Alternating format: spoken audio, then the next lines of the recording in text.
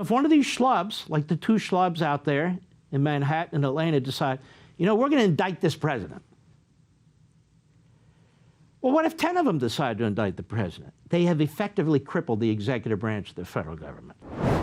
In Article 6 of the Constitution, there's a little provision in there, there's a little language in there, which we call the Supremacy Clause. Now, what does that mean? Well, that means if you have a conflict of federal and state law, well, federal law prevails. If you have a conflict of constitutional law between the federal Constitution and, let's say, the Georgia Constitution, well, the federal Constitution prevails. If you have a conflict between the federal Constitution and a state statute, the federal Constitution prevails. If you have a conflict between a federal statute and a state constitutional provision, the federal statute prevails. Some of you may not like it, doesn't matter, that's where it is. That's what the Constitution provides, the Supremacy Clause. Now, I want you to think about this. You keep hearing on TV, even from legal analysts who we consider friends and are very sharp, that a president of the United States cannot pardon himself if he's indicted by a state. You've heard this over and over again? Because it's not a federal law, and he can only pardon himself on federal laws. Now, that's incorrect. Stick with me, I know what I'm talking about, and what I'm about to tell you will be common fare in about 3-4 months. You'll hear the repetition of this from the backbenchers. What does the Constitution say about indicting a president? Nothing. It says nothing. Really, nothing. What does the Constitution say about a president pardoning himself? Nothing. It says nothing. He didn't think that we'd become such a stupid people that we would be doing these kinds of stupid things, but there you go. However, there are 2 memos in the Department of Justice, the Office of Legal Counsel. I've touched on this, but now I need to elaborate on it because this is getting out of control. 1973, the Nixon Justice Department, and 2000, the Bill Clinton Justice Department. They were looking at these issues for obvious reasons. Because people were looking at indicting Nixon as president, and people were looking at indicting Clinton as president. Neither were indicted as president. The position of the Office of Legal Counsel, which is the constitutional unit within the Department of Justice that gives advice to the Department of Justice and the President of the United States through the Attorney General, a division that was once led by William Rehnquist and another man you may have heard from, Antonin Scalia. So they're really the smartest of the smart.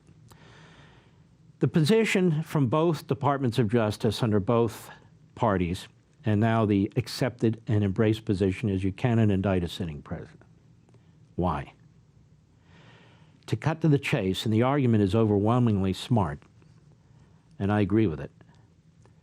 You can't have a president indicted, meeting with lawyers constantly, going over evidence constantly, looking for exculpatory information constantly, being subjected to potential depositions, being subjected to grand juries, being subjected to fighting for his liberty, while at the same time running the executive branch, 1/3 of the branch of the United States government. Now that makes sense to everybody, right? You really can't. Now you can indict him after, which we've never done, but you can't indict him while he's president. That is the position, the official position of the United States Department of Justice under both parties. Got it. Now, so the question is this.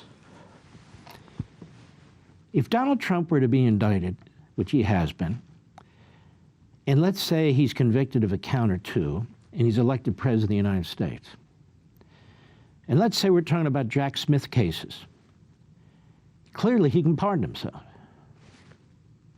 Those are federal cases. But what you're hearing from my friend John Turley, you're hearing from Andy McCarthy, and you're hearing from others, they're saying, but the problem in Georgia and Manhattan is he cannot pardon himself from state or local indictments or convictions when he becomes president, because it only applies to federal charges. Where's that written? Nowhere. So why do you say that? Because they mistakenly say, compare that to, can a president pardon Ernie Grabotsky, who's been convicted of state violations in Georgia? Maybe he's serving time, maybe he's not. Can he pardon that person? No. He can't pardon that person. Why? Because that's state law. You can't pardon that. But Mark, you just said that the President of the United States can pardon himself if he's charged or convicted on a state law, right? Right, Mr. Producer? So how can that happen? It's simple. It's the same argument they make on federal law. That has nothing to do with indictment and or conviction of a president of the United States or somebody who becomes president. Ernie Grabotsky, the 1973 and 2000 memos that the Department of Justice wrote have nothing to do with Ernie Grabotsky. Period. It has nothing to do with the Supremacy Clause. Because a president just reaching into a state and deciding that he's going to pardon Ernie Grabotsky for violating some state law, there's no authority there. There's no federal law that backs that up. The Constitution doesn't back that up. It's none of his business. But if the president himself has been indicted and or convicted as a candidate and he's elected as president by the American people to run the executive branch, it doesn't matter who's indicted him. It doesn't matter under what authority he's been convicted, whether it's federal or state. The argument applies either way. That is, you can't have a president of the United States fighting to defend his liberty, whether it is a rogue DA in Manhattan, a rogue DA in Atlanta, a rogue federal prosecutor in Washington, D.C., he's still fighting for his liberty. So the argument is the same,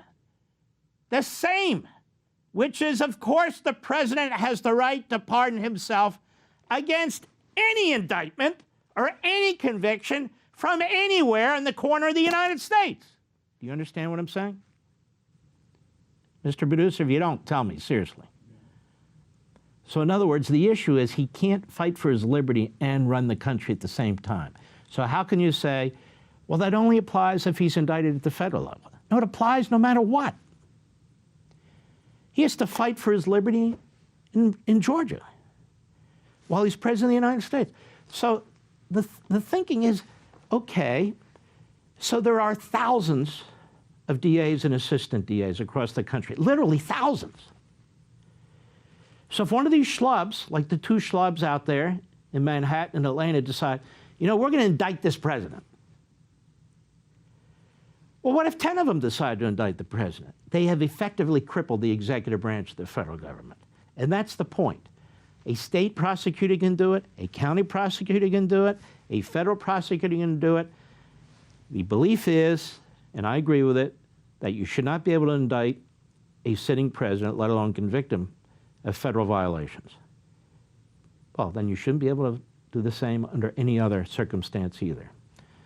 And to further back us up, what did I tell you when I started? Article 6, the Supremacy Clause. A state can't cripple the federal executive branch so that it can't function. Or the Democrats will do this to every Republican president they want to do it to. That's the danger that they've created here. For all this and much more, sign up for Levin TV.